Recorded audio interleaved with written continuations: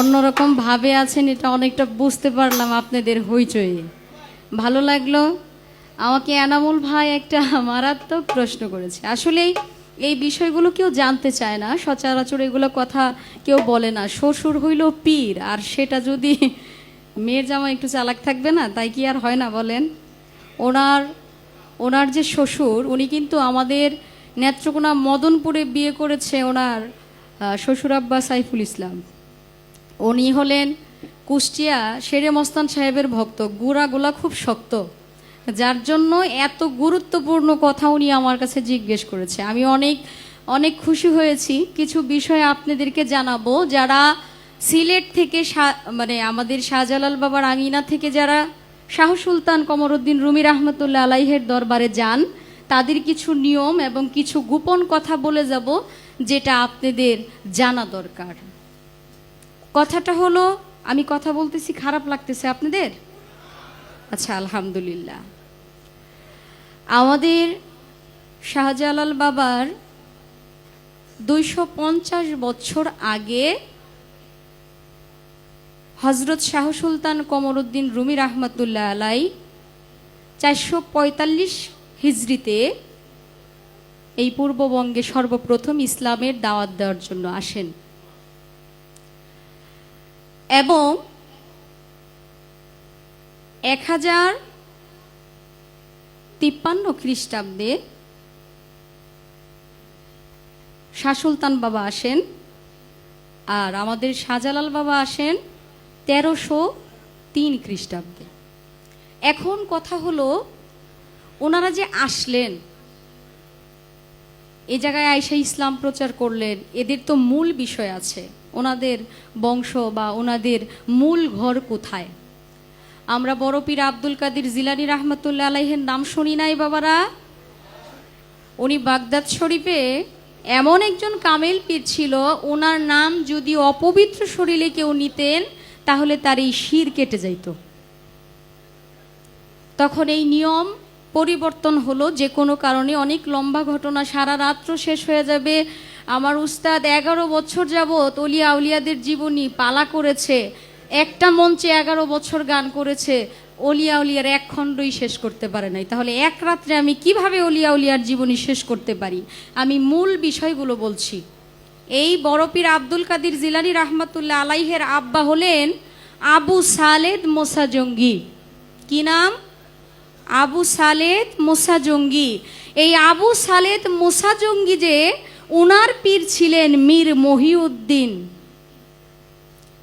ওনার দরবার কিন্তু বাগদাদ শরীফে না। আমাদের এতই সৌভাগ্য, আমরা এতই ভাগ্যবান, মদনপুর শাহ সুলতান কমরউদ্দিন রুমি রহমতুল্লাহ আলাইহের দরবারে যারা গেল, তারা যদি মীর সাহেবের দরবার জিয়ারত না করে, অনেকে জানেই না যে আমাদের শাহ সুলতান বাবার যে পীর, উনি হলেন শিক্ষাগুরু এবং দীক্ষাগুরু, সম্পর্কে আবার হয় মামা। এই বিষয়গুলো অনেকে জানে না। সুলতান বাবার দরবারে গেল, কিন্তু সুলতান বাবার গুরুকে যারা সম্মান করলো না, সালাম দিল না, তাদের পরিপূর্ণ সালামটা ওইখানে যায় পৌঁছাবে না। এবং শুধু গুরুই না, সেখানে গুরু মাও উপস্থিত। এই কথাগুলো আমাদের বলা নিষেধ, বুঝতে পারছেন? যদিও এই কথাগুলো আমাদের বলা নিষেধ এই কারণেই, কারণ গোপন কিছু বিষয় থাকে যেই বিষয়গুলো বলা উচিত না। যেখানে গুরু উপস্থিত সেখানে গুরু মাও উপস্থিত। কারণ দয়াল বাবা মীর মহিউদ্দিন সুরুক সুলতানি, তার মানে সেখানে সুলতানও আছে সুলতানিও আছে, দুজনেই সেখানে উপস্থিত। এবং সুলতান বাবার সাথে একজন মহিলা, সে ছিল মিশর রাজ্যের রাজকন্যা, নাম ছিল তার সুয়া বিবি, অনেকে তাকে বিবিমা বলে। সেই বিবিমার সাথে শাহ সুলতান বাবার বিয়ের কথা ঠিক হয়েছে। আমাদের মধ্যে যেমন পাত্রপাত্রী দেখতে গেলে সম্বন্ধ হয়ে থাকে, এইরকম এজাজতম প্রার্থী, মানে উনি প্রার্থী, মানে ওনাকে বিয়ে করবে। এই ঘটনা যখন সুলতান বাবা জানতে পারে, এই সংসারের মায়া যখন তার ভালো লাগে না, সংসার যখন তার ভালো লাগে না, তখন সে বুঝতে পারলো এই রাজত্ব আমার না, এই রাজত্ব ছেড়ে আমার চলে যেতে হবে। তখন সে তার ওই যে বউ ঠিক করা ছিল, বিয়ে করা পাত্রী, সেই সকল কিছু ফালায়া সে রাতের বেলা পালায়া চলে আসলো। এখন এই সুলতান বাবাকে খুঁজতে যায় এই সোয়া বিবি সেই মিশর থেকে খুঁজতে খুঁজতে খুঁজতে খুঁজতে এই মদনপুর চলে আসছে। এখন সুলতান বাবার কাছে আয়েশা বলছে আমি চলে আসছি। সুলতান বাবা বলছে আপনি আমার কাছে থাকতে পারবেন না, আপনাকে আমার দূরে জায়গা দিতে হবে, আপনি থাকলে আমার সাধন পথে সমস্যা হবে। এখন সুলতান বাবার দরবারে যারা যায় তারা কিন্তু বিবি মাকেও সম্মান জানাইতে হয়। বিবি মার দরবারটা কিন্তু এই যে ছিল মদনা গারো, যেই গারোর জন্য মানে এই মদনা গারো ওই রাজ্যের রাজা ছিল। এই মদনপুরের মদনা গারো, এই মদনপুর কিভাবে হইল? মদনপুর মদনা গারো যখন আমার শাহ সুলতান বাবাকে বিষ খাওয়াইলেন, 14 তোলা বিষ দিলেন, তখন আমাদের সুলতান বাবার সাথে অনেক সহচরী ছিলেন।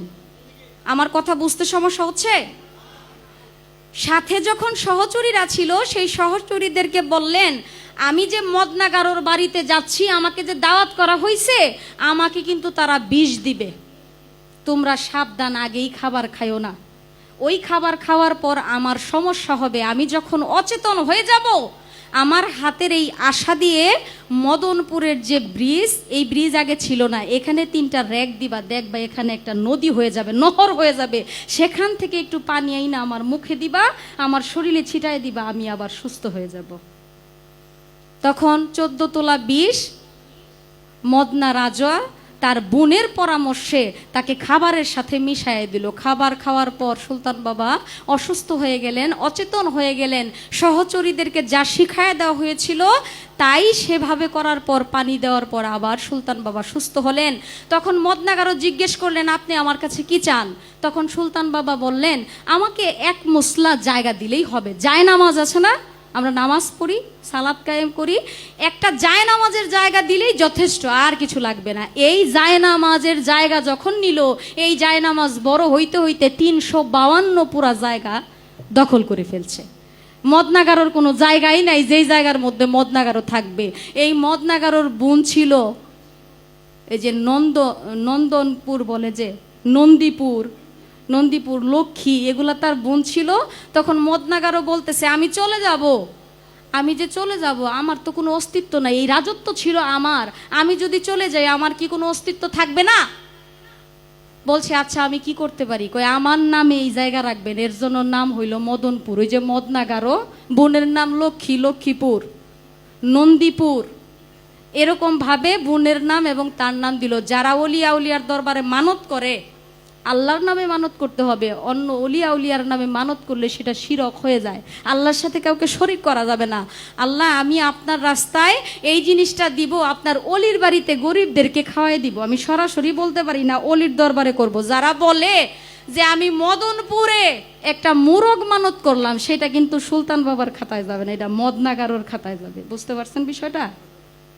আশা করি আমি আর কত বলবো, আপনি এত কিছু জানার পরও আসলে এটা ভালো করছে, সবাইকে জানানোর চেষ্টা করেছে। আমি চেষ্টা করলাম সুন্দরভাবে তার মীমাংসা করার জন্য। এই বিষয়ে আরও অনেক কথা বলা যাবে, অনেক, এটা সুলতান বাবার জীবনী থেকে পাওয়া গেছে, মানে সম্পূর্ণ সঠিক জীবনী মতামত তো দেওয়া যায় না। 1100 বছর আগে আসছে, এটা কিভাবে 450 বছর, মানে 445 হিজরিতে যে মানুষটা আসছে তার বিষয়ে কিভাবে বলা? 1000 বছর আগে যে আসছে এটা কিভাবে বলবো? আমার বাবার বাবার বাবার বাবা কত বাবা পার হয়ে গেছে, এটা কি সম্ভব? এটা সিঁড়ি বাই সিঁড়ি যতটুকু সংগ্রহ করা গেছে ততটুকু বলার চেষ্টা করলাম।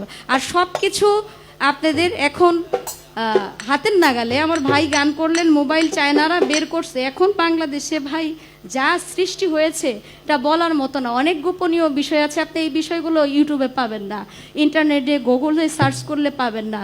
এটা যারা ওখানকার মূল খাদেম, আমাদের সুলতান বাবার দরবারের খাদেমদের মধ্যে যারা সুলতান বাবার এরিয়ার মধ্যে ছিল, যেমন এই যে কন্যা শাহ বাবার দরবারে মাজারের ভিতরে যারা খেদমত করে, সুলতান বাবার দরবারের খেদমত যারা ভিতরে করে তাদেরকে ফারাস বলা হয়।